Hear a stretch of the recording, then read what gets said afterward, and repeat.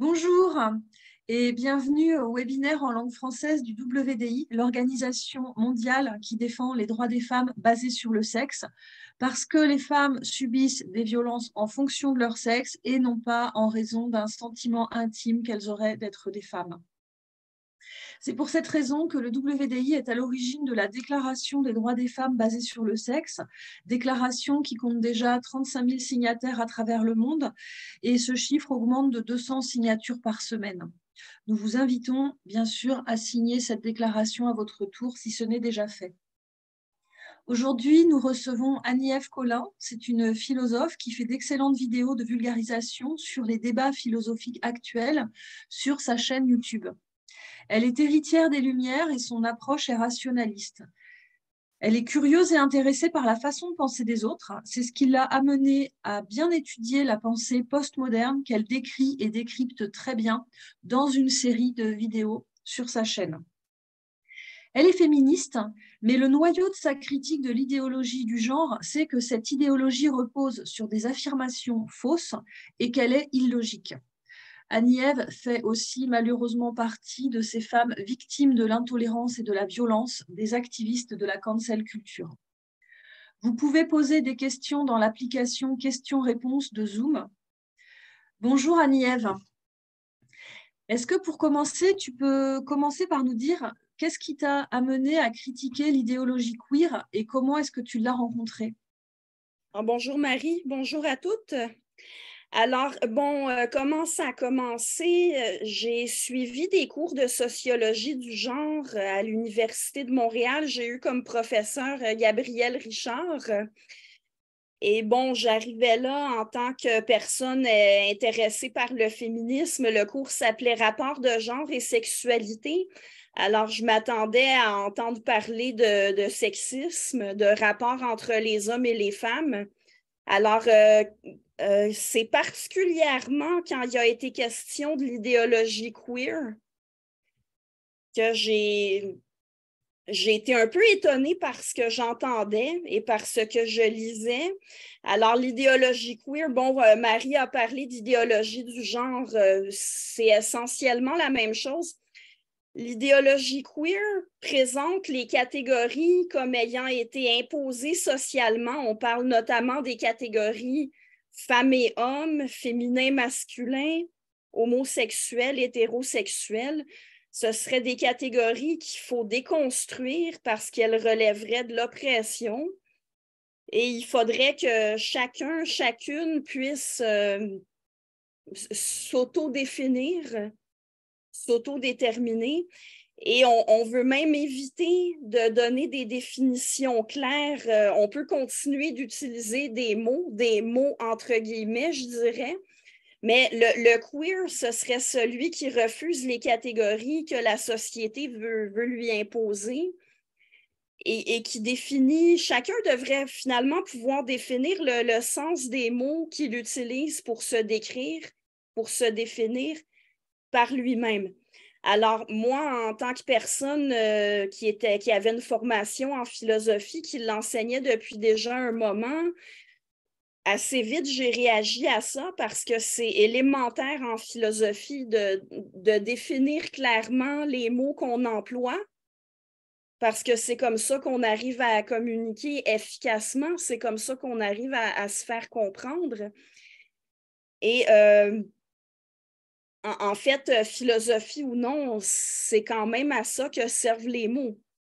Puis, petite parenthèse ici, ceux qui endossent consciemment ou non l'idéologie queer, quand je dis consciemment ou non, il y a ceux qui en font la promotion, mais il y a ceux aussi qui écoutent des militants, puis qui sont simplement, ils veulent avec bonne foi défendre les droits des groupes minoritaires. Ceci dit, on peut tout à fait être pour les droits de tous les humains sans endosser l'idéologie queer. On peut parfaitement être pour les droits des homosexuels, bisexuels, trans, sans endosser l'idéologie queer. Mais un contre-argument qu'ils vont souvent amener, c'est qu'un mot peut avoir plus qu'un sens et que je serais en train de nier que les mots peuvent avoir des significations variables. Ce n'est pas ça que je nie. ils ne font pas la différence entre un mot peut avoir une signification différente selon le contexte et un mot veut dire quelque chose de différent pour chaque personne. Ce n'est pas du tout la même chose. Prenez le mot drôle. Drôle, ça veut dire que ça fait rire. Mais si je vous dis on m'a raconté une drôle d'histoire, ça peut vouloir dire l'histoire est bizarre. Mais ce n'est pas parce que le mot change de sens selon mes caprices, c'est vraiment le contexte. Donc, bref, il y a une confusion sur l'usage du langage qui rend l'idéologie queer, qui fait en sorte qu'elle jette la confusion sur la possibilité de communiquer. Puis, j'avais fait remarquer à la professeure pendant la pause que si on veut éviter les étiquettes, c'est ça l'idéologie queer, on voudrait éviter les étiquettes femme, homme, masculin, féminin, ce serait des étiquettes, ce serait donc opprimant. Mais si on veut éviter les étiquettes, il va falloir s'arrêter de parler. Queer, qu'est-ce que c'est si ce n'est pas une autre étiquette? Et quand ils imposent l'étiquette cisgenre à la majorité des gens, qu'est-ce que c'est d'autre qu'une étiquette? Donc, je voyais des contradictions, il y a quelque chose qui ne fonctionne pas à la base dans cette idéologie-là. Alors ça, c'est vraiment comment ça a commencé. Quand j'ai suivi un cours universitaire qui était, moi, j'arrivais là avec aucun a priori.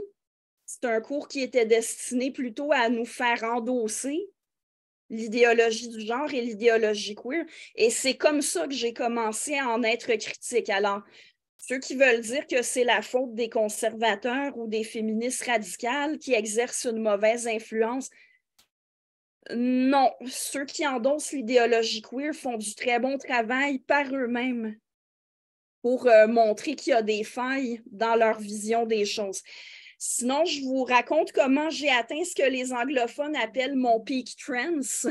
Alors, ce qu'on appelle le peak trance, c'est moi, à la base, comme probablement la majorité des gens qui m'écoutent, si on m'avait demandé est-ce que tu es pour les droits des personnes trans, j'aurais dit, mais évidemment, qui serait contre ça?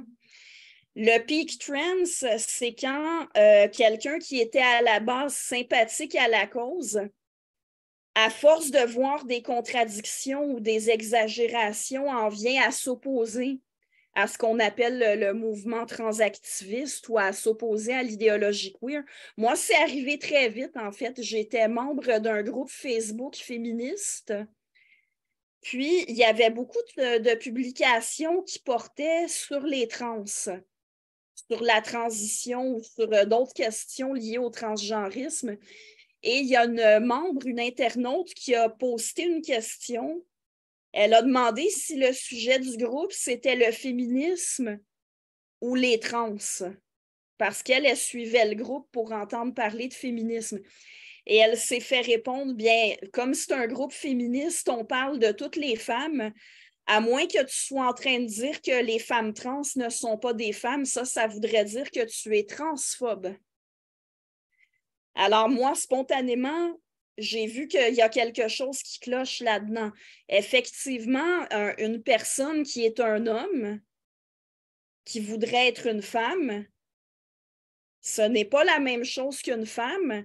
Et les soucis qu'on risque d'avoir, les discriminations qu'on risque de vivre ou les problèmes qu'on peut avoir à régler ou qu'on doit faire reconnaître socialement ne seront pas les mêmes. Ce sont deux questions distinctes. Alors, à ce moment-là, il y a vraiment eu, ça a été un point de rupture pour moi. Il y a quelque chose, à ce moment-là, je me suis dit, il y a quelque chose qui cloche, puis il y a aussi quelque chose de...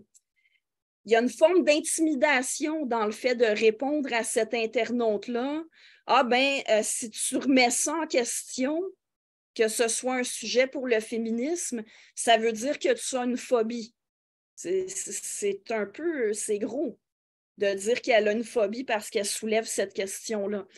Et finalement, un autre élément dans les débuts de mon parcours comme gender critical, C'est quand j'ai fait la connaissance de Diane Guilbeault, une grande féministe malheureusement décédée il y a quelques années, qui était une membre très active de Pour les droits des femmes du Québec. C'est elle qui m'avait invitée à me joindre à Pour les droits des femmes du Québec et je m'étais jointe à leur assemblée annuelle. Diane Guilbeault avait expliqué, c'était avant que le projet de loi C-16 passe, c'est-à-dire avant que l'identité de genre et l'expression de genre soient ajoutées au motif de discrimination interdit dans la Charte canadienne des droits et libertés. Puis, Diane Guilbeault faisait valoir que le danger, c'est de remplacer le sexe par l'identité de genre, parce que le sexe, ça compte. Et ce n'est pas parce que quelqu'un se sent femme, ça, j'attends encore qu'on m'explique ce que c'est censé vouloir dire, se sentir femme, mais ce n'est pas parce qu'on sent qu'on est quelque chose qu'on l'est. Être une femme, c'est une réalité anatomique concrète avec toutes sortes d'implications concrètes et si ça ne peut plus être pris en compte institutionnellement, ça fait une série de reculs pour les droits des femmes. Ça cause des problèmes aux femmes. Puis, ici aussi, je voudrais faire une parenthèse. L'homme et la femme ne sont pas des constructions sociales. Ce sont des réalités biologiques. Ceci dit, même si c'était des constructions sociales, ce n'est pas parce que quelque chose relève du social qu'il suffit de s'y identifier subjectivement pour en être. Prenez la police, c'est une construction sociale. Il n'y a personne qui est biologiquement policier. N'empêche que moi, si je dis que je m'identifie comme policière, je ne suis toujours pas policière. C'est-à-dire que même si on admettait un changement de sens des mots femme et homme, et qu'on en faisait des rôles sociaux plutôt que des réalités biologiques, on serait encore capable d'identifier des critères qui permettent d'identifier objectivement qui est un homme et qui est une femme. Donc, bref, essentiellement, c'est comme ça que je suis devenue critique de l'idéologie queer. Il y a d'autres facteurs qui se sont ajoutés ensuite, mais les facteurs d'influence dans les tout débuts, ça a été les cours que j'ai suivis avec Gabrielle Richard et d'écouter la féministe Diane Guilbeault. Merci. Et du coup, aujourd'hui, concrètement, c'est quoi qui te pose particulièrement problème dans cette idéologie queer? Alors là, je sais que je m'adresse à des féministes qui ont certainement à cœur les reculs pour les droits des femmes qui surviennent à cause de cette idéologie-là. Moi aussi, je trouve ça très important, mais quant à moi, c'est un dommage collatéral du problème fondamental de cette idéologie-là. Et son problème fondamental, c'est qu'elle est mensongère et incohérente. Quand on substitue la fausseté à la vérité, ça ne peut faire que des problèmes. Ça a toujours des conséquences, même si on ne les prévoit pas toujours immédiatement. Il y a toujours des conséquences négatives au fait de substituer la fausseté à la vérité. Et quand on le fait volontairement, autrement dit, quand on ment, les conséquences négatives risquent d'être encore pires parce que quand on le fait volontairement, ça veut dire qu'on n'est pas enclin à corriger les faussetés quand on nous présente des preuves que ce qu'on a affirmé était faux. Alors là, il faut bien comprendre que le langage n'est pas un acte isolé. Quand on dit quelque chose, ce n'est pas un acte isolé. Vous savez, on se fait dire, mais qu'est-ce que ça peut bien changer si quelqu'un dit qu'il est une femme? Pourquoi ne pas lui dire qu'il est une femme, l'appeler madame? Ça ne change rien. Oui, ça change quelque chose parce que ce qu'on dit a un lien avec ce qu'on fait, avec ce qu'on s'engage à faire et avec ce que les autres vont faire parce que les autres ajustent leur comportement en fonction des informations qu'on leur donne. Alors, donner des informations mensongères à quelqu'un, c'est l'inciter à agir en fonction d'une mauvaise perception du réel et il risque donc de prendre des mauvaises décisions. Alors, l'idéologie queer, écoutez, c'est vraiment mensonger parce que on veut nous faire prendre des hommes pour des femmes pour des hommes, nous faire admettre que certains humains ne sont ni l'un ni l'autre, et ici, on ne parle même pas des humains intersexués. Et là, ils vont dire que le sens d'un mot peut évoluer ou que le sens d'un mot peut varier d'un contexte à l'autre. Alors, dire qu'une femme trans est une femme, la fameuse phrase, ils vont dire ce n'est pas un mensonge si on comprend le mot femme dans un sens lié à la notion de genre et non à la notion de sexe. Mais en réalité, ils ont beau marteler que le mot femme n'a pas le sens qu'on lui prête traditionnellement, c'est-à-dire humain de sexe féminin. Ils vont nous dire que ce n'est pas ce que veut dire le mot femme ou que ce n'est pas nécessairement ça qu'il veut dire ou que ce n'est plus ce qu'il veut dire. Mais on n'a encore jamais vu de définition alternative. Quand on demande, OK, pouvez-vous nous définir le mot femme? Si ça ne veut pas dire un humain adulte, techniquement, de sexe féminin, alors que veut dire ce mot-là? Il n'y a jamais eu de définition alternative. Et on veut vraiment imposer à la société de confirmer que des hommes sont des femmes au sens parfaitement traditionnel de ce terme-là et à les traiter comme tels. La preuve, il faudrait qu'on admette ces hommes dans les sports féminins, par exemple. Mais s'il y a des sports pour femmes, c'est en fonction des différences entre les sexes. C'est en fonction de la définition traditionnelle du mot femme.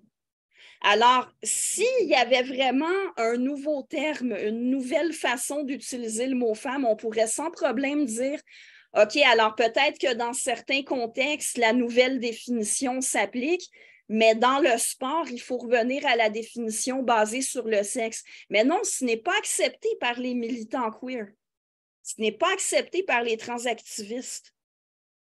Vous pouvez penser à d'autres contextes dans lesquels le sexe compte, comme les vestiaires, par exemple, ou encore dans les relations sexuelles. Quelqu'un qui est attiré par les femmes, ça veut généralement dire qu'il est attiré par des personnes de sexe féminin et non par une identité de genre. Et une preuve assez flagrante, selon moi, qu'il s'agit vraiment de garder dans la compréhension générale le sens traditionnel, mais de reconnaître des personnes comme étant de l'autre sexe. Au Québec, il n'y a pas si longtemps, le gouvernement avait proposé de changer la loi, de changer les papiers d'identité pour que la mention de sexe reste et qu'elle soit fidèle au sexe réel de la personne, mais qu'on puisse ajouter la mention de son genre si on en fait la demande. Et devinez qui s'en est plaint. 2 indices. Ni les féministes radicales ou universalistes, ni les conservateurs. Ceux qui supposément ne font pas la différence entre sexe et genre. Eh bien non, ceux qui s'en sont plaints, ce sont les transactivistes et les militants pour l'idéologie queer.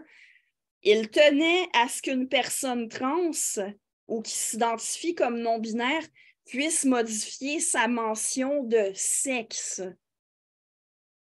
Alors, bref, oui, c'est vraiment mensonger. En plus, c'est incohérent comme idéologie, notamment à cause du concept de genre. Alors, le concept de genre, compris comme féminin ou masculin, moi, je vous dis tout de suite que c'est un concept que je n'endosse pas. Je ne l'utilise pas en dehors du contexte de la grammaire. Si je l'utilise autrement, ça va être de façon autonomique, c'est-à-dire en rapportant les propos de quelqu'un d'autre qui l'utilise. Ceci dit, quand les féministes radicales font la différence entre sexe et genre, elles ont au moins le mérite que la distinction qu'elles font soit théoriquement compréhensible et que le discours qui vient avec soit cohérent.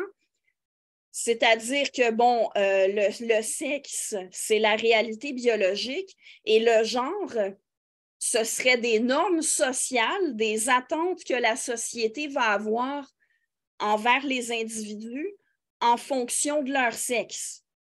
Pourquoi je n'utilise pas le mot genre pour parler de ça? Tout simplement parce qu'il me semble y avoir des expressions beaucoup plus claires comme rôles sociaux de sexe, stéréotypes de masculinité et féminité, normes de masculinité et féminité. Mais quoi qu'il en soit, au moins, on peut tenir un discours cohérent avec cette distinction-là. Par exemple, si je vous disais qu'une mécanicienne est une femme qui pratique un métier traditionnellement masculin, dans cette phrase-là, on retrouve la distinction entre sexe et genre et on comprend qu'on a affaire à quelqu'un de sexe féminin qui ne se conforme pas aux injonctions du genre féminin. Là, on peut comprendre. Mais quand on va du côté des discours de l'idéologie du genre, de l'idéologie queer, le genre, tantôt, c'est défini comme ça, comme une construction sociale, mais à d'autres moments, ce serait un ressenti individuel. Puis on nous parle comme si c'était les deux à la fois, mais ça ne peut pas être les deux à la fois. Ça ne peut pas être à la fois des normes sociales dont on peut prendre conscience objectivement et quelque chose d'individuel qui n'est perceptible que par l'individu. Puis, on ne comprend jamais trop non plus, est-ce que le genre a un lien avec le sexe ou s'il n'y en a pas? Tantôt, il y en a un, tantôt, il n'y en a pas. Alors, finalement, ils jettent la confusion sur le sens du mot genre, tout comme sur le sens des mots femme et homme. On ne s'y retrouve plus, ça donne une idéologie incohérente et à laquelle on serait pourtant obligé d'endosser cette idéologie-là, même s'il n'y a pas moyen de la rendre minimalement cohérente. Donc, ça, c'est justement un des problèmes que j'ai avec l'idéologie queer, c'est qu'on cherche à l'imposer à tout le monde, y compris en passant par les institutions. On l'enseigne dans les écoles comme si ça relevait de l'information. Et moi, je prône un retour à une liberté de conscience qu'on n'aurait jamais dû perdre. Dans leur livre Cynical Theories, qui a été traduit sous le titre de Triomphe des impostures intellectuelles, Helen Pluckrose et James Lindsay font le lien avec le concept de laïcité, c'est-à-dire, outre les religions, toutes les idéologies, surtout l'idéologie queer repose sur une forme de croyance métaphysique. L'identité de genre, ce serait une espèce d'identité latente qu'on aurait qui n'aurait rien à voir avec la réalité matérielle, ni avec ce qui se développe au contact de la société. Il faudrait découvrir une sorte d'identité qui vient d'on ne sait où et l'exprimer de façon authentique. Alors, des gens sont libres de croire qu'ils ont une identité de genre. Seulement, ça relève de la croyance métaphysique. Les croyances métaphysiques doivent être laissées à la discrétion de chacun. Elles ne doivent pas être promues par les institutions de l'État. Elles ne doivent pas être promues dans l'éducation. Alors, on devrait retrouver la liberté de conscience, la liberté d'expression, l'idéologie queer. On devrait pouvoir la remettre en question, être libre de ne pas l'endosser. On devrait revenir à un libéralisme classique. Et ici, je crois savoir qu'en France, quand on parle de féministes libérales, on parle de quelque chose qui ressemble au féminisme intersectionnel, au féminisme de la nouvelle gauche. Ici, il faut revenir à ce qu'est le libéralisme classique. Déjà, dans le libéralisme classique, il n'a jamais été question qu'on ait une liberté sur le plan des faits, de la réalité objective. Si on applique un libéralisme comme celui proposé par le philosophe John Stuart Mill, de prétendre qu'on a la liberté en ce qui concerne son sexe, ça ne va pas du tout dans le sens du libéralisme de Mill. Le sexe relève du fait objectif. Et dans le libéralisme classique, on reconnaît la supériorité épistémique de la science. Bon, je suis encore en train d'utiliser du jargon philosophique. Épistémique, ça veut dire relatif à la connaissance. Alors, en ce qui concerne la recherche de la connaissance, dans le libéralisme classique, on reconnaît tout à fait que la science, c'est la meilleure méthode pour acquérir des connaissances. Alors, la remise en question de la science qu'on retrouve dans l'idéologie queer, mais plus largement dans l'idéologie postmoderne. L'idéologie queer s'inscrit dans le postmodernisme, qui est un mouvement intellectuel, si on veut, qui vient critiquer la science, la présenter comme un point de vue parmi d'autres, et qui vient prétendre que tout est une construction sociale. Tout n'est pas une construction sociale. Il existe une réalité objective. Bien sûr qu'on en fait des interprétations culturelles, on peut en avoir des perceptions subjectives, mais il y a quand même une réalité objective qu'on peut connaître en partie grâce à la méthode scientifique. Et l'homme et la femme ne sont pas des constructions sociales. L'idéologie queer s'inscrit aussi dans le postmodernisme en ceci qu'elle présente la réalité de la société comme s'il s'agissait d'une division très simple en groupes dominants et groupes dominés, et comme si tous les groupes dominés, ou plutôt opprimés, avaient un ennemi commun, le système avec un grand S, et donc notamment le système cis-hétéronormatif.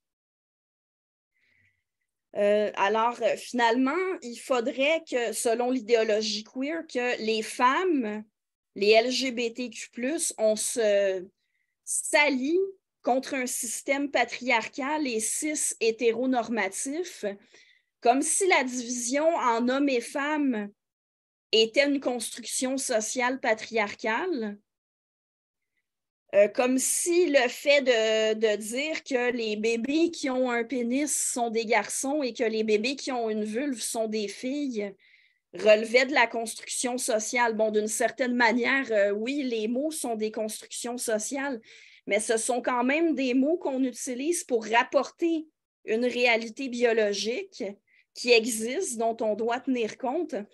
Alors, ça donne une vision simplette de la société. La réalité, c'est qu'il y a deux sexes, que l'hétérosexualité, c'est la norme statistique naturelle. Ici, j'ai bien dit, c'est la norme statistique. Qu'il n'y ait pas de norme morale qui interdit l'homosexualité, ça, on est d'accord. Que les homosexuels doivent être protégés contre la discrimination, qu'ils doivent avoir le droit de vivre leur sexualité, ça, on est parfaitement d'accord. Mais l'hétérosexualité, c'est quand même la norme statistique. Elle est nécessaire pour la reproduction. Les rôles différenciés dans la reproduction dans notre espèce sont une réalité aussi. À partir de là, bien sûr qu'il faut l'égalité des droits entre les hommes et les femmes. Mais ce n'est pas dans l'intérêt des femmes ni de qui que ce soit de nier la réalité du sexe.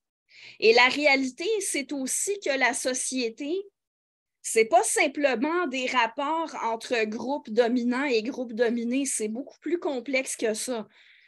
La société, c'est une diversité d'individus et de groupes qui ont des intérêts divergents, dont les droits peuvent entrer en conflit. Et comme les groupes et les individus méritent une considération égale, quand des droits entrent en conflit, il faut les équilibrer. Et ça ne veut pas dire que ce sont des groupes ennemis. Ce n'est pas parce que des droits fondamentaux peuvent entrer en conflit que les détenteurs de ces droits fondamentaux sont des ennemis. Ça veut simplement dire qu'il faut trouver des manières de concilier les droits de tous.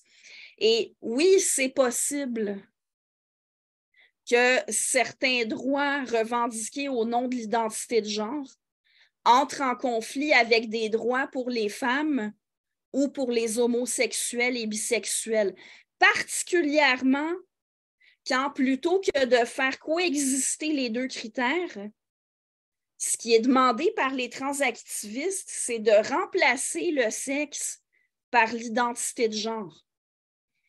Les femmes et les homosexuels et bisexuels, ils ont besoin de la notion de sexe pour parler de leur réalité, pour parler de ce qui les caractérise.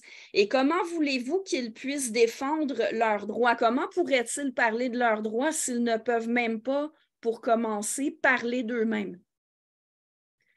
Donc, pour résumer, si j'ai un problème avec l'idéologie queer, c'est parce qu'elle est mensongère, elle est incohérente et porte à confusion. On veut nous l'imposer alors qu'on devrait être libre de l'endosser ou non. Et elle fait reculer les droits de certains groupes traditionnellement discriminés, notamment les femmes et les LGBT. Merci. Il y a quelques questions, notamment, est-ce que tu penses que c'est un masculinisme, alors 3.0, est-ce que c'est aussi ça? Parce que toi, tu axes beaucoup sur le rationalisme, en fait. Et est-ce qu'il y a aussi cette partie masculiniste? C'est une des questions qui est posée. À première vue, je dirais qu'on peut faire des comparaisons, sans doute, mais d'assimiler l'un à l'autre, c'est important de faire des distinctions parce que peut-être que certains traits sont communs et peut-être que ça pose certains problèmes identiques pour les femmes, mais ce sont quand même des mouvements qui peuvent être motivés par des finalités différentes et peut-être que ce ne sont pas les mêmes personnes qui sont derrière. Mais vous savez, les féministes radicales ou les féministes universalistes se font souvent assimiler aux conservateurs républicains ou même à l'extrême droite par ceux qui soi-disant défendent les droits des trans. Ce n'est pas les droits des trans qui défendent, c'est l'idéologie queer, l'idéologie du genre. Parce qu'on peut tout à fait être pour les droits de tous les humains sans être pour cette idéologie-là. Mais où je voulais en venir, c'est qu'ils vont dire que les féministes radicales et les conservateurs comme Matt Walsh ou Ron DeSantis, c'est la même chose. Parce que sur certains points, les deux groupes disent les mêmes choses, comme par exemple sur les sports féminins ou sur les prisons pour femmes dans lesquelles ça devrait être strictement des femmes biologiques, pardon pour le pléonasme, qui peuvent y être incarcérées. Mais, OK, il y a des éléments, des points précis sur lesquels les deux groupes disent les mêmes choses, mais ce sont quand même des groupes radicalement différents. Alors, peut-être que j'aurais tendance à dire que c'est un peu la même chose pour le transactivisme ou encore la promotion de l'idéologie queer d'un côté et le masculinisme. Il y a sans doute des points communs, mais c'est important de faire la distinction parce que si on ne fait pas toutes les distinctions qui s'imposent, on risque de mal adresser le problème, c'est-à-dire de ne pas trouver toutes les meilleures solutions pour chaque problème distinct. Merci. Il y a une autre question qui n'est pas trop sous forme de question, mais je pense que, en fait, tu as parlé du libéralisme, et c'est vrai qu'ici, en France et en Belgique, on parle de... j'ai l'impression qu'au Québec, il y a l'opposition entre féministes universalistes et féministes intersectionnelle, voilà. Et en Europe, c'est l'opposition entre féminisme, enfin, c'est les termes qui sont utilisés entre féminisme radical et féminisme libéral, parce que nous, en fait, quand on utilise le mot libéral, on pense à libéralisme économique. Et en fait, quand on parle de féminisme, quand ici on parle de féminisme libéral, on fait vraiment référence à la promotion de la prostitution et à ce libéralisme économique, cette idéologie qui dit que la seule chose qui va influencer les actions des personnes, c'est leur liberté et qui tient pas du tout en compte, qui prend pas du tout compte des contraintes économiques, etc. Et du coup, je pense qu'il y a un petit peu besoin de précision sur la différence entre le libéralisme économique et le libéralisme philosophique. Est-ce que tu veux bien nous éclairer? En fait, on pourrait plutôt parler de libéralisme politique, mais en fait, Marie, tu viens de mettre le doigt sur un des problèmes. Oui, le libéralisme met de l'avant la liberté. On ne met pas de l'avant la liberté quand on ignore l'existence de certaines contraintes.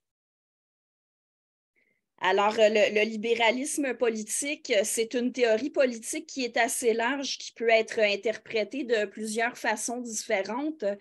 Mais moi, ce dont je parle, c'est un libéralisme politique qui met de l'avant l'égalité des droits, la liberté de conscience, la liberté d'expression. Et on est assez loin de ça, non seulement avec l'idéologie queer, mais avec le féminisme intersectionnel aussi, parce qu'on veut empêcher toute remise en question.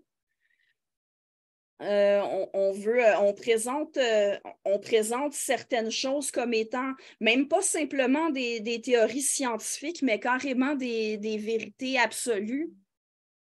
Et le simple fait de les remettre en question serait de la violence. Maintenant, j'ai conscience que la question qui m'est posée demanderait un long développement, puis ça risquerait de nous amener ailleurs que dans le sujet où on est là. Mais le libéralisme classique, dans le fond, moi, je vous recommanderais de lire De la liberté de John Stuart Mill pour avoir une idée de ce qu'on entend par libéralisme, ou encore le livre de Pluckrose et Lindsay, où ils expliquent très bien ce qu'est le libéralisme et comment il va s'opposer aussi bien à un conservatisme de trop à droite qui s'oppose au gain des femmes, des minorités ethniques, des LGBT, et à la nouvelle gauche qu'on appelle postmoderne. Mais donc, c'est vraiment ce libéralisme-là, c'est de mettre l'avant l'égalité des chances, l'égalité des droits, la liberté d'expression, la liberté de conscience.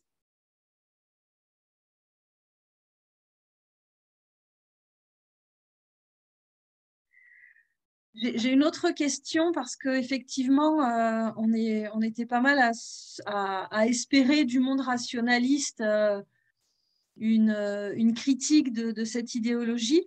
Et il semblerait qu'une partie du mouvement zététicien endosse l'idéologie transactiviste, rejette la biologie, utilise les variations génétiques pour prouver qu'il n'y aurait pas un sexe, mais plein de sexes, un spectre du sexe. Est-ce que tu as suivi cette histoire dans la zététique et qu'est-ce que tu en penses?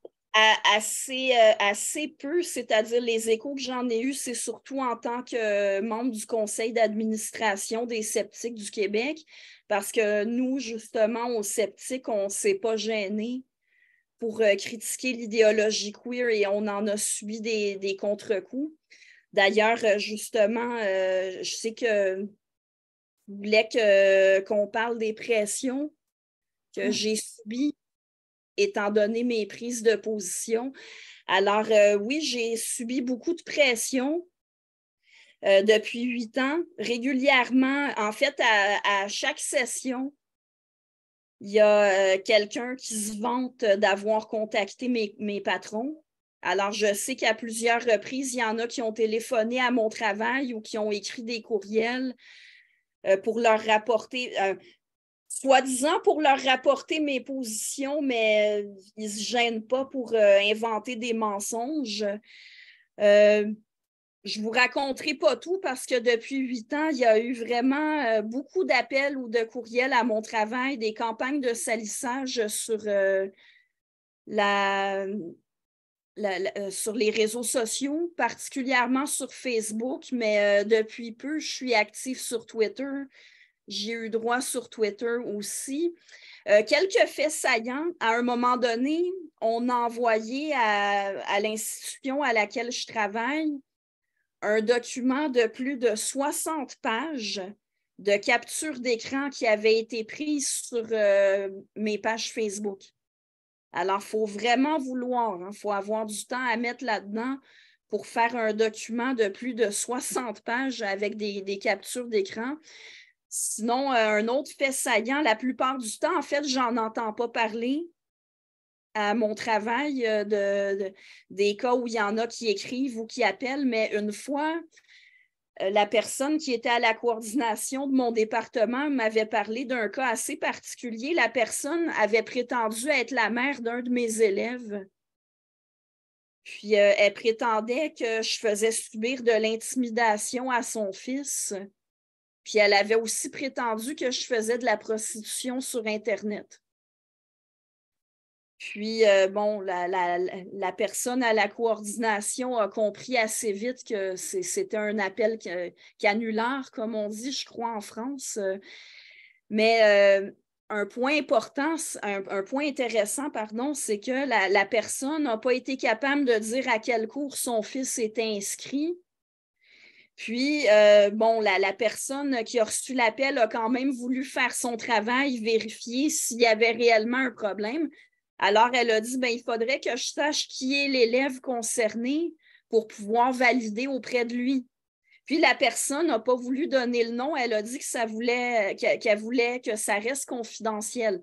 À quoi elle s'est fait répondre? Oui, c'est certain que ça reste confidentiel, mais ça ne peut pas être anonyme.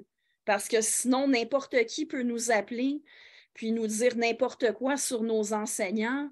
On ne peut pas se fier juste là-dessus. Alors, bref, ils sont quand même prêts à aller assez loin, ceux qui endossent l'idéologie queer, quand vient le temps d'empoisonner la vie des gens qui osent remettre en question leur idéologie. Et sinon, bien, en janvier dernier, pour la première fois, j'ai subi, la dernière, j'espère, même si il n'y a pas de certitude, mais j'ai subi une agression physique. J'ai voulu aller écouter en conférence Robert Wintemute, qui est un membre influent de la LGB Alliance, qui est né au Royaume-Uni, un groupe qui défend donc les droits des personnes homosexuelles et qui s'oppose à l'idéologie queer. Alors, la conférence a été prise d'assaut par quelques centaines de manifestants qui s'en sont aussi pris aux personnes qui voulaient aller écouter. Alors, l'amie avec qui je suis allée et moi, on a toutes les deux été poussées. On s'est fait crier des noms. Moi, j'ai eu besoin de prendre un congé de maladie suite à l'agression. Puis, j'ai reçu des menaces à l'adresse courriel de mon travail.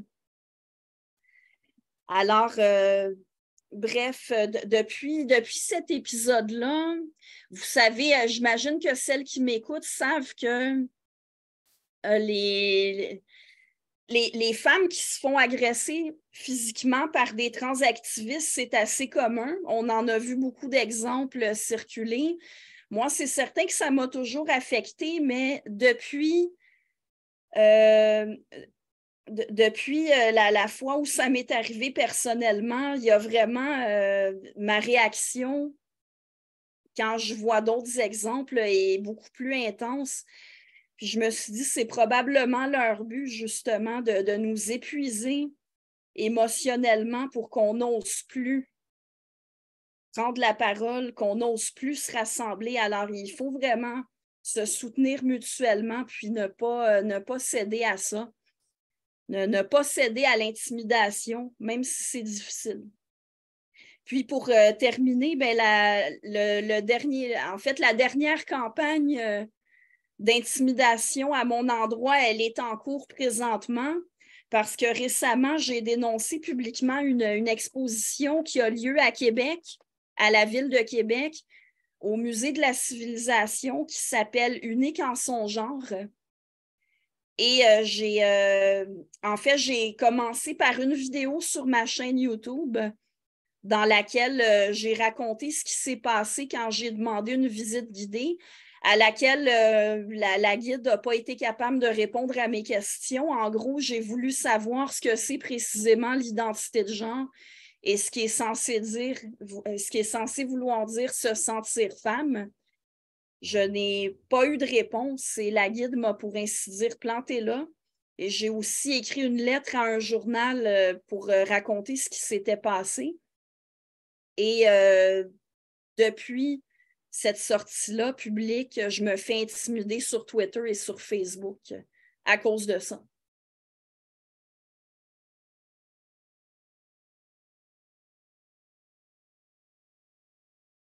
Oui, et puis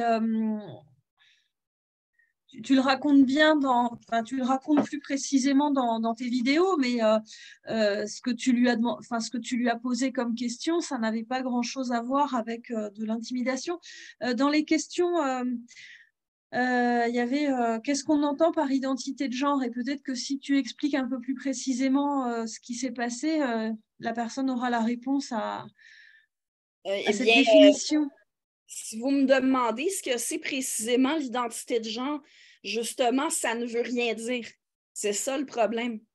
On nous dit c'est se sentir homme, femme ou ni l'un ni l'autre. Mais qu'est-ce que ça veut dire? Qu'est-ce que c'est se sentir femme? C'est une réalité concrète, être une femme. C'est pas un sentiment. Alors, il est là le problème, c'est qu'on place comme central un pseudo-concept qui ne veut rien dire.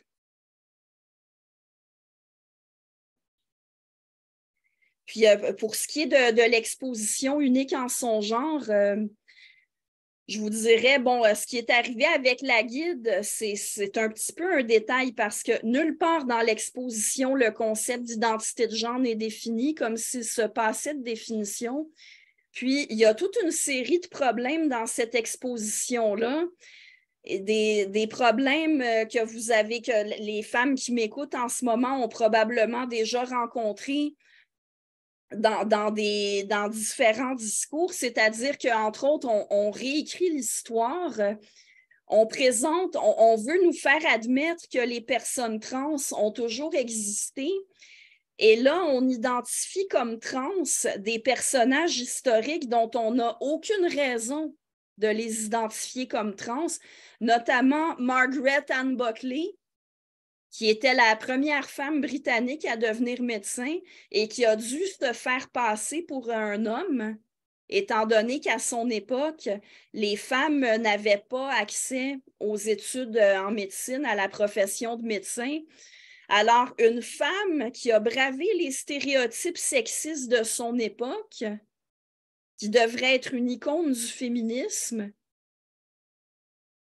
Alors, non, ce n'est plus une femme qui a montré que les femmes étaient capables de pratiquer la médecine, ça devient un homme parce qu'elle a dû se faire passer pour un homme pour pouvoir pratiquer la médecine. Sinon, Mathilde de Morny est aussi présentée comme un personnage historique trans.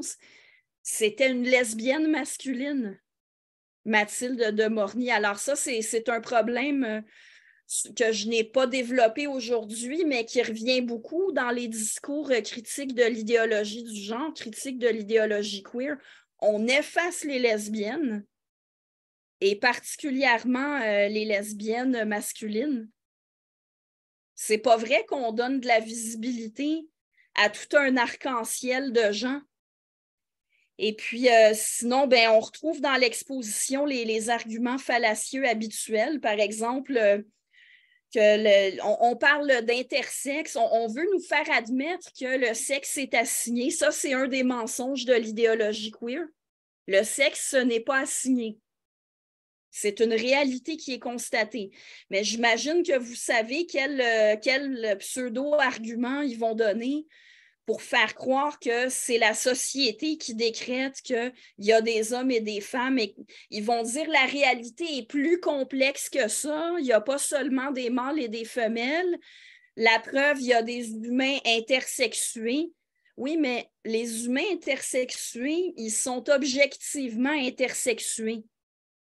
Si on admet la réalité objective quand vient le temps de prendre connaissance de la connaissance d'humains intersexués, ben, il faut aussi admettre la réalité objective quand vient le temps de reconnaître que la grande majorité des humains sont sans ambiguïté de sexe mâle ou de sexe femelle. Ou il nous donne des exemples d'animaux hermaphrodites ou d'animaux qui changent de sexe.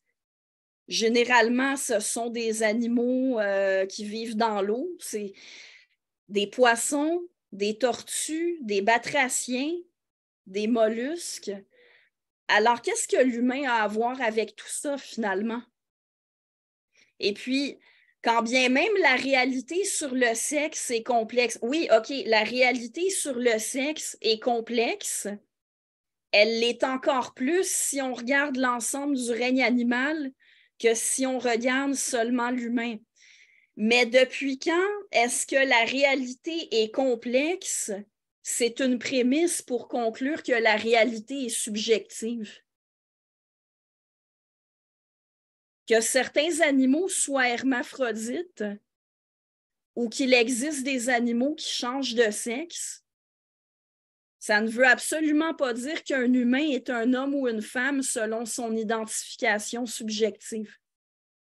Il l'est selon la réalité objective. Et vous savez, il y a une partie de l'exposition qui m'a fait sourire parce qu'on veut suggérer que la différence entre les sexes est construite socialement, puis que dans la réalité, la distinction n'est pas aussi nette qu'on veut le faire croire. Alors là, on nous parle de... Là, je vais carrément vous lire une partie de ce que j'ai lu à l'exposition. On nous dit que le pénis et la vulve ne sont pas si différents que ça. Alors, voici ce qui est écrit. Quand l'embryon se développe, il est d'abord indifférencié. Cela veut dire que tout le monde commence avec les mêmes organes génitaux composés d'un gland et d'une fente. Lors du développement fœtal, ces organes vont se différencier. On peut remarquer que ce sont les mêmes éléments qui deviendront le scrotum et les grandes lèvres, le gland du clitoris et le gland du pénis, les petites lèvres et le raphé. C'est instructif, c'est intéressant, mais excusez, il y a quand même une différence très visible entre un pénis et une vulve. Et quand j'ai vu ça, j'ai dit un coup parti, on pourrait invoquer que l'embryon de grenouille et l'embryon d'humain sont semblables pendant une partie de la gestation pour dire qu'il n'y a pas tant de différence entre un humain et une grenouille. Où est-ce qu'on veut en venir avec cet argument-là? L'idéologie queer repose toujours sur de la rhétorique comme ça qui est tellement facile à démolir. Le moindrement ils nous disent de nous ouvrir l'esprit. On veut bien avoir l'esprit ouvert, mais quiconque arrive avec le moindrement d'esprit critique est capable de voir les failles assez vite.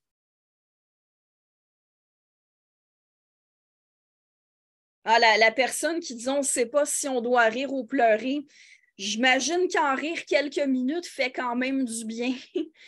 Même si, oui, c'est effectivement un problème parce que c'est présenté dans un musée.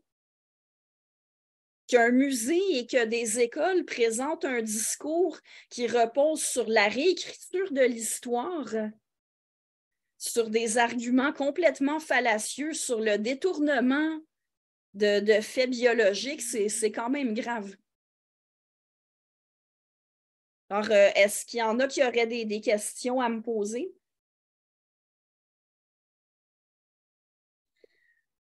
Oui, je suis en train de lire les questions dans le chat, mais ça bouge. Ah oui, ça c'était sur les appellations. J'ai l'impression qu'on est beaucoup a mis du temps à nommer ce qu'est le groupe qui est en train de qui se forme depuis plusieurs années. Certaines personnes parlent d'idéologie queer, d'autres d'idéologie du genre. Est-ce que tu veux nous dire quelque chose sur l'appellation? Est-ce que c'est la même chose?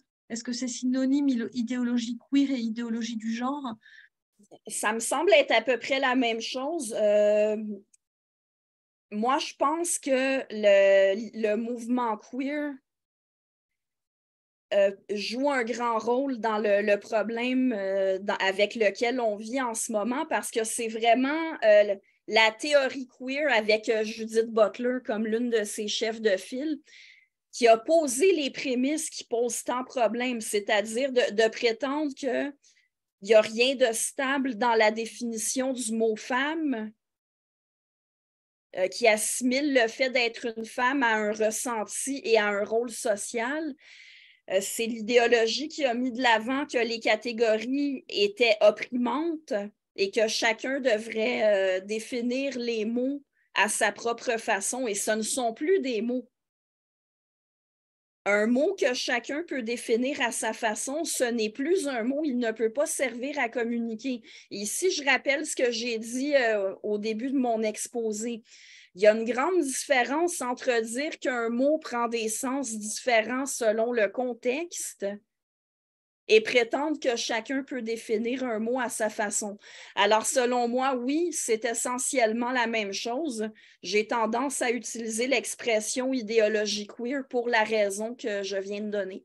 Il y a d'autres questions aussi sur la volonté de ce mouvement d'effacer les femmes.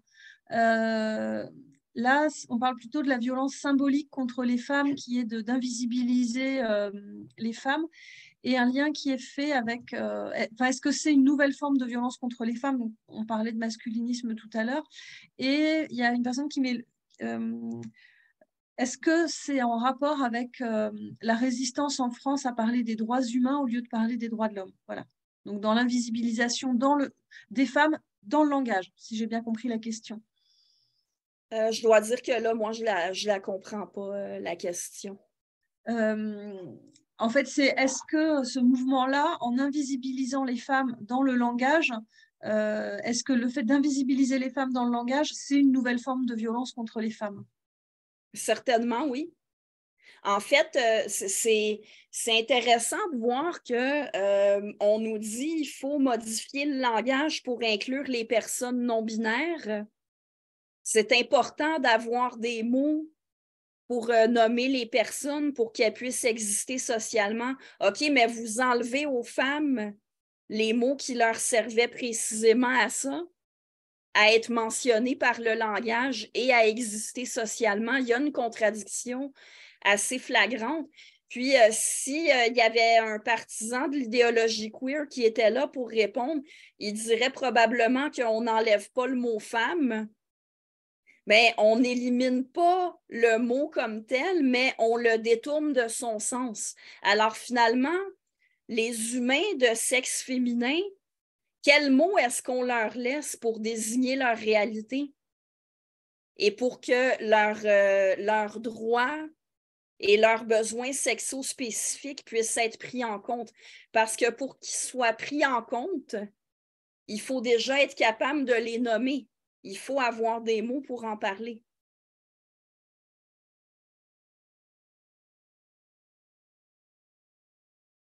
Je vois que quelqu'un m'interroge sur le concept de non-binaire.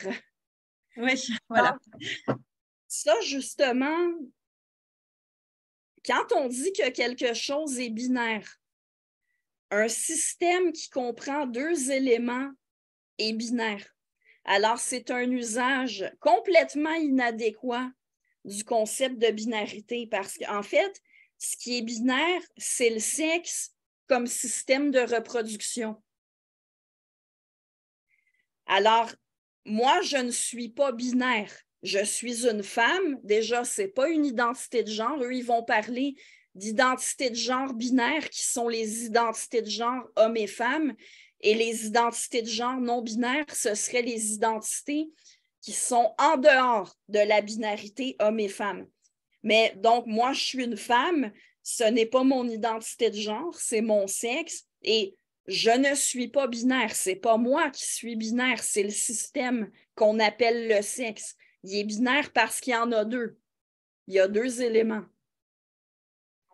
Mais vous ajoutez à ça que là, on est en train d'affirmer qu'il n'y a pas seulement deux éléments, hommes et femmes, il y en a d'autres. Alors là, il n'y a plus rien de binaire. Non seulement les identités individuelles ne sont pas binaires, les individus ne sont pas binaires, mais même le système n'est pas binaire. Il n'y a plus rien de binaire. Alors, en fait, la question rejoint une des critiques principales que je fais de l'idéologie queer. On jette la confusion sur le langage. Il y a un tas de mots comme ça, pas seulement hommes et femmes et genre, mais il y a tout un paquet de mots qui sont utilisés en ignorant complètement leur origine étymologique, en ignorant complètement leur usage. On réinvente le sens des mots, puis en plus, on projette sur le reste de la société des sens de mots et un cadre de référence qu'on a inventé.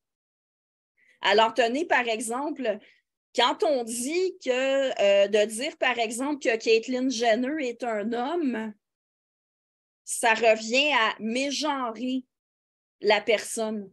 Pour la majorité des gens, les mots femme et homme réfèrent respectivement à l'humain de sexe féminin et à l'humain de sexe mâle. Quand on utilise ces mots-là, on n'attribue pas de genre aux personnes. On ne genre pas. Et si on ne genre pas, on ne peut pas mégenrer. C'est logique. Alors, il y a une forme de manipulation qui vient avec la confusion que l'idéologie queer jette sur toutes sortes de mots. Il y a une question aussi, parce qu'effectivement, on fait comme si le sexe n'existe plus, mais il y a malgré tout une différence de traitement entre ce qu'ils appellent les femmes trans et ce qu'ils appellent les hommes trans. C'est-à-dire que, par exemple, il ne va pas y avoir entre guillemets, de femmes qui s'identifient comme hommes, très peu qui vont aller dans le sport. Et puis, il y a l'idée aussi dans ce mouvement-là que les, entre guillemets, hommes trans seraient privilégiés par rapport aux femmes trans, puisque ce sont des hommes. Donc, il y a vraiment une différence de traitement dans ce mouvement-là entre les femmes trans et les hommes trans. Est-ce que c'est quelque chose que tu as remarqué et comment tu peux l'expliquer? Ça, ce n'est pas une chose que j'ai été en position de remarquer, alors je ne peux pas en parler. Désolée. Il y a aussi une question. Alors, d'où vient le mouvement postmoderne? Ici, je ne suis pas la mieux placée pour répondre, alors je vais à nouveau vous renvoyer au livre de Pluckrose et Lindsay, Le triomphe des impostures intellectuelles, qui fait une recension, qui parle de l'histoire de ce mouvement-là. Je l'ai lu, mais j'aime mieux recommander de le lire directement plutôt que de vous en parler. Merci. Il y a une question aussi sur ta chaîne YouTube. Est-ce que tu trouves que c'est un bon outil? Quel impact ça a? Voilà, comment... Ben, écoutez, ma chaîne YouTube est assez discrète. J'ai été assez étonnée du nombre de vues qu'a eu ma première vidéo sur l'exposition unique en son genre dont je viens de vous parler. Somme toute, je m'en suis servie au départ pour faire des capsules de cours de philosophie. Puis ensuite, j'ai fait des capsules dans lesquelles je prenais davantage position sur certains sujets. Puis là, je m'en sers un peu librement. Je m'en suis servie pour une série sur le livre de Pluckrose et Lindsay, justement, que j'ai longuement commenté. La plupart de mes vidéos ont quelques centaines de vues. Alors, moi, je ne fais pas ça. Je ne suis pas une personnalité publique. Je ne suis pas une influenceuse. J'essaie simplement de mettre mon grain de sel dans les débats publics. Est-ce que je trouve ça utile? Bien oui, j'ai des retours à ce sujet-là. Alors, s'il y en a qui écoutent et qui y trouvent leur compte, eh bien, tant mieux. Puis, bon, l'exposition unique en son genre, je trouvais ça très important de faire savoir publiquement qu'il y a un problème avec cette exposition-là. Alors, je dois dire que je suis très contente que ma première vidéo là-dessus ait eu autant de vues. Évidemment, il y a le harcèlement qui s'ensuit, mais écoutez, je vis avec. C'est le prix à payer quand on prend position sur des sujets sociopolitiques. Et c'est vrai que ce qu'elle a d'intéressant, c'est que bon, tu prends position, mais c'est aussi une chaîne qui est très, très didactique. D'ailleurs, c'est marqué dans le chat. Il y a vraiment un côté cours de philo, quoi. Ça permet aussi d'avoir les bases. Je vous invite, je parle lentement, je le sais. J'ai essayé de parler plus vite, mais c'est probablement en partie de la déformation professionnelle. J'ai pris l'habitude de parler lentement pour qu'on puisse prendre des notes. Alors, si vous allez écouter mes vidéos sur YouTube, vous pourriez vouloir accélérer la vitesse de lecture pour que ça passe un petit peu plus vite. D'accord. En tout cas, visiblement, tu as des nouvelles abonnées. Eh bien, écoute, il y a eu plein de remerciements dans le chat. Notamment, merci de remettre les choses à l'endroit. Donc, merci beaucoup. Je ne vois pas d'autres questions. À moins que tu veuilles repréciser des choses aussi. Ben, j'aimerais surtout réinsister sur ceci. Ah tiens, il y a Françoise qui dit qu'elle a posé une question. Ah oui, excuse-moi Françoise. Elle dit parler de genre féminin et de genre masculin au sens de l'appropriation des rôles stéréotypés. Voilà, oui, d'accord. Est-ce que parler de genre, quand on parle des rapports sociaux inégalitaires et de la hiérarchie et des stéréotypes, ça peut rester utile? Voilà, en gros, je vais résumer. Ah oui, c'est certainement que c'est utile de parler de ça. Moi, mon point, c'est qu'il vaut mieux ne pas utiliser le mot genre pour désigner ça, parce que le mot genre en français, il veut dire autre chose. Vous aurez remarqué que pour moi, la clarté du langage est très importante. Alors, le mot genre en français, ça veut dire une catégorie. Bon, il y a le genre grammatical. D'ailleurs, les idéologues queer tablent beaucoup sur la confusion qu'ils peuvent facilement faire passer entre le genre grammatical et l'identité de genre. Ils prétendent que dire il ou elle, c'est attribuer une identité de genre, que parler au féminin, c'est attribuer une identité de genre. Ceci est une tasse.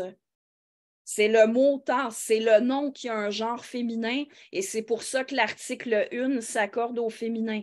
Il n'est pas question d'identité ni de sexe avec le genre grammatical, ou sinon on parle d'un genre littéraire, d'un genre de musique. Moi, je pense qu'il vaut mieux utiliser des termes. On en a des termes comme stéréotypes sexuels, rôles sociaux de sexe. Il vaut mieux utiliser d'autres termes que genre. Mais c'est vrai qu'avant, en tant que féministe, on utilisait le mot genre comme rapports sociaux de sexe, ce qui incluait et les classes sociales de sexe, la domination, la hiérarchie et les stéréotypes. Et c'est vrai que de plus en plus, on en vient à parler de rapports sociaux de sexe et plus d'utiliser ce mot genre. Rappeler la vraie définition, enfin la définition initiale de ce mot, ça peut être utile, mais c'est vrai qu'on est beaucoup à faire comme ça aussi, hein, de plus l'utiliser puisque il sème la confusion. Donc, bref, la réponse à la question de François, c'est que c'est certainement utile, mais je préfère utiliser d'autres mots que genre, mais pour parler de la même chose. Puis, comme j'ai dit, l'usage que font les féministes radicales du concept de genre, je reconnais qu'il est pertinent puis qu'il est théoriquement, ça se tient. Le discours est cohérent, contrairement à celui des idéologues queer. Sinon, je tiens à rappeler ceci, c'est qu'on peut tout à fait être pour les droits humains sans endosser les idéologies postmodernes. Là, une bonne partie de l'influence qu'arrive à avoir l'idéologie queer c'est qu'on nous présente les choses comme ceci. Si on est pour les droits des LGBTQ+, et pour les droits des femmes, on doit forcément endosser ce qu'ils disent. Ils prétendent que leur discours, ce n'est pas une idéologie, c'est simplement la défense de droits humains égaux pour tout le monde. Mais c'est faux. Leur discours, ce n'est pas seulement ça. On peut tout à fait être pour les droits humains, pour des droits égaux pour tous, sans endosser leurs orientations. Il ne faut pas arrêter de leur répondre. Et il faut continuer de montrer les incohérences dans leur discours. Il faut le faire patiemment, sans violence. Il faut prôner la discussion. Mais justement, pourquoi est-ce qu'ils refusent autant la discussion?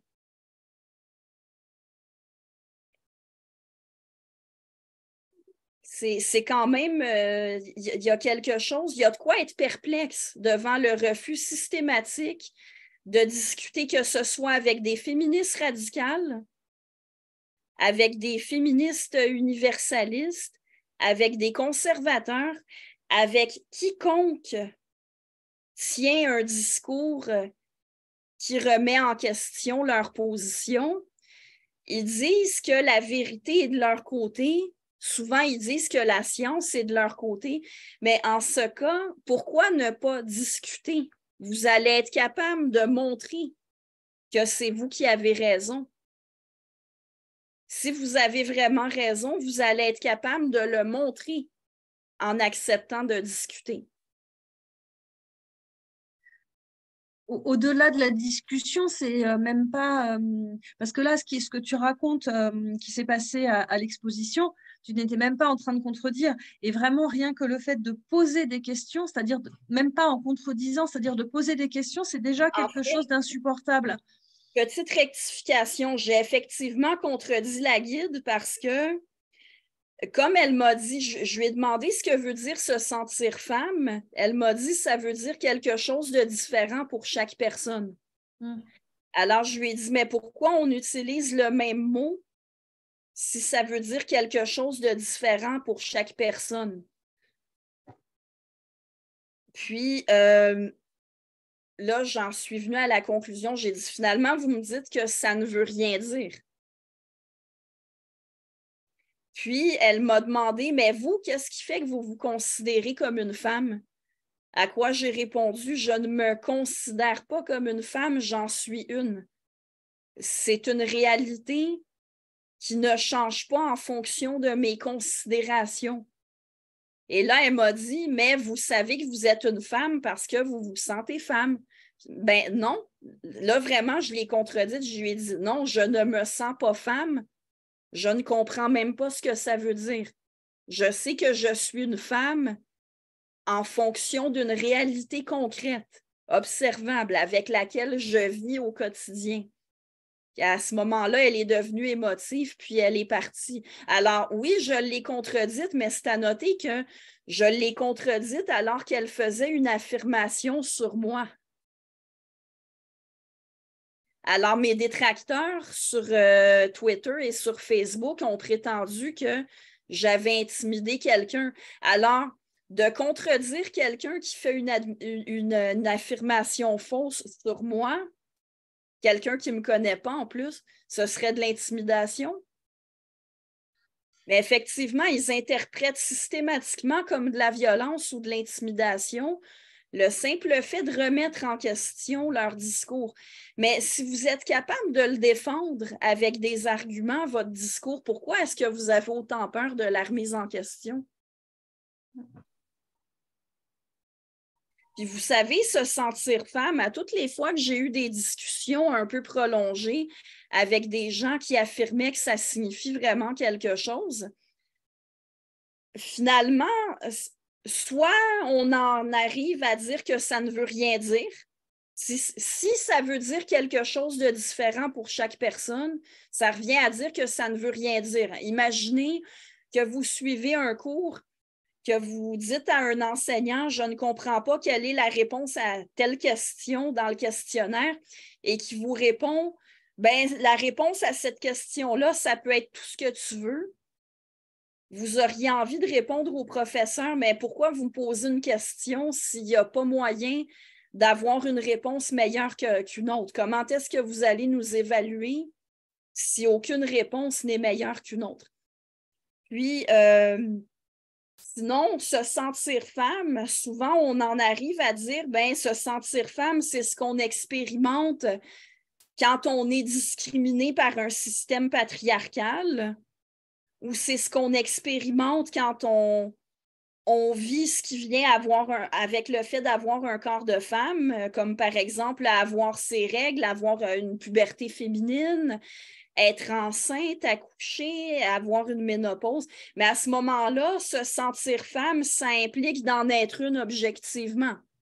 Ça voudrait dire que personne avec un corps d'homme ne pourrait se sentir femme. Donc, encore là, ça fait tomber l'idée centrale dans l'idéologie queer ou l'idéologie du genre qu'on pourrait se sentir femme alors qu'on a un corps d'homme. Alors, encore là, ça ne fonctionne pas.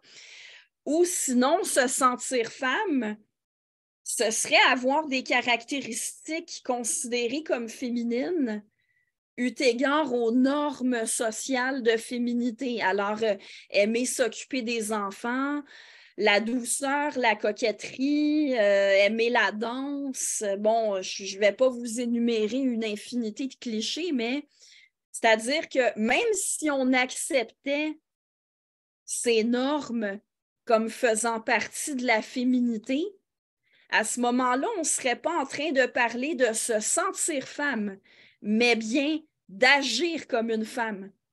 Si on dit qu'on parle de quelqu'un qui prend soin des enfants, qui se maquille, qui s'habille bien, qui parle doucement, qui fait des activités considérées féminines, ça, ce n'est pas une façon de se sentir, c'est une façon d'agir.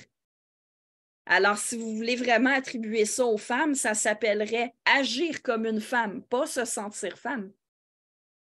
Donc, finalement, cette expression-là, elle n'a pas de sens, sauf peut-être un sens métaphorique. Je crois comprendre que certaines disent « je me sens femme » quand elles se trouvent attirantes ou quand elles ont envie d'avoir des rapports sexuels. Mais là, c'est métaphorique et ça n'a pas grand-chose à voir avec sentir qu'on est une femme.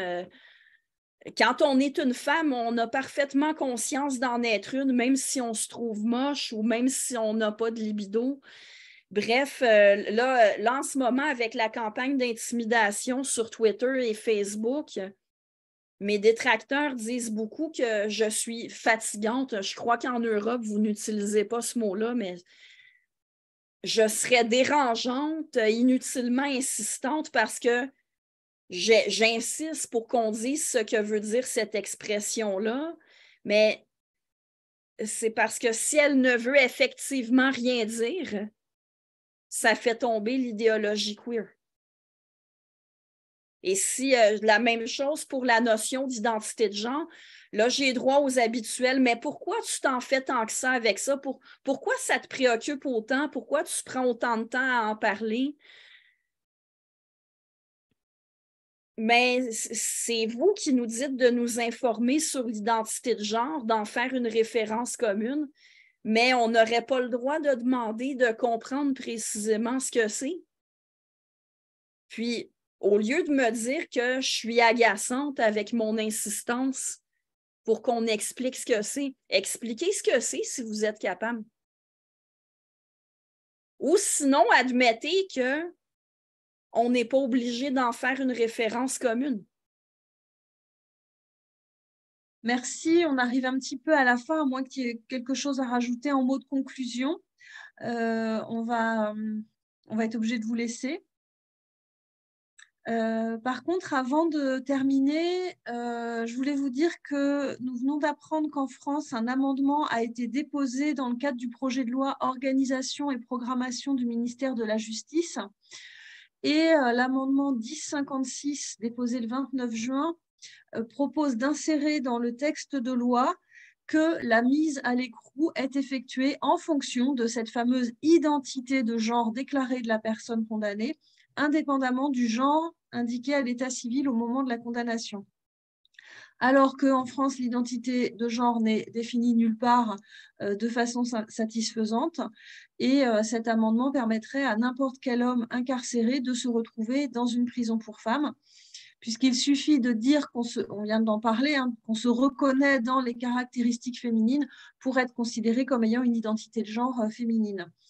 Et au-delà du fait que cet amendement renforcerait bien sûr les stéréotypes, ça risquerait de mettre en danger des femmes qui sont déjà vulnérables de par leur incarcération. Donc voilà, je vous en parle parce qu'une pétition a été lancée. Le lien va être mis dans le chat pour que vous puissiez la signer si vous voulez. Voilà, et vous pouvez également signer la Déclaration des droits des femmes basée sur le sexe, dont le lien est aussi dans le chat. Et je voulais vous dire aussi que pour le mois d'août, comme l'année dernière, il n'y aura pas de webinaire. Donc, nous allons nous retrouver en septembre et je vous présenterai le mémoire que j'ai rédigé dans le cadre de mon diplôme d'université violences faites aux femmes que j'ai suivi à l'UFR de droit de Paris 8. Voilà, je vous souhaite un bon été et à bientôt.